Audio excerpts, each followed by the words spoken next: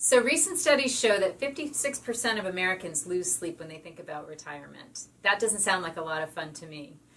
The challenge is that 1 in 3 Americans have nothing saved for retirement, and more than half of Americans have less than $10,000 saved for retirement.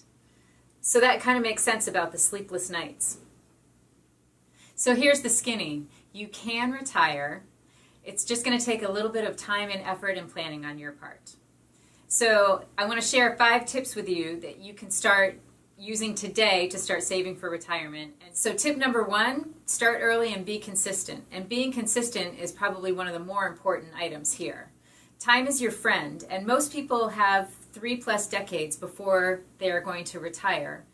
Use that time to make a plan and stick to it. And remember, compound interest is your friend too, and it does its best work when it has a long time to work. Tip 2, pay yourself first. I'm sure you've all heard that old adage, and what that means is before your paycheck makes it into your bank account and can be used to pay other people and businesses, you pay yourself. So you want to set up automatic deductions for money going into a savings account for an emergency fund, and you also want to make sure that you have automatic deductions set up for money going into your retirement account. Tip 3, your employer-sponsored plan. If you have access to an employer-sponsored plan and you're not contributing, most people have access to either a 403B or a 401k through their employer, and you don't have to feel pressure to start making huge contributions right away. A little bit to start goes a long way. If your employer is offering a match, you need to make sure you're at least making enough to contribute so that you'll be able to maximize the match. Tip number 4, an individual retirement account, also known as an IRA. If you don't have access to a retirement savings plan at work, an IRA may be a great option for you. For 2019, you can set aside up to $6,000 to a traditional IRA tax-free, or you can make an after-tax Roth contribution to a Roth IRA.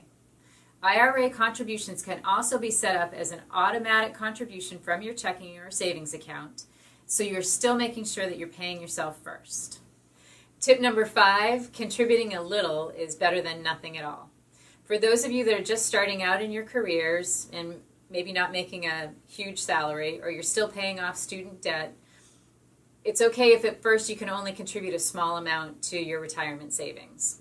A small amount with a consistent contribution that starts at the beginning of your career and grows over time is far better than doing nothing at all. Just be sure that as your income increases over time, your contributions increase too. The most important thing is that you have a plan for retirement that you feel confident in and that you'll be able to stick to. Working with a financial advisor is a great way to help keep you on track, having someone to hold you accountable, and helping you crunch numbers and just generally offer you advice and guidance.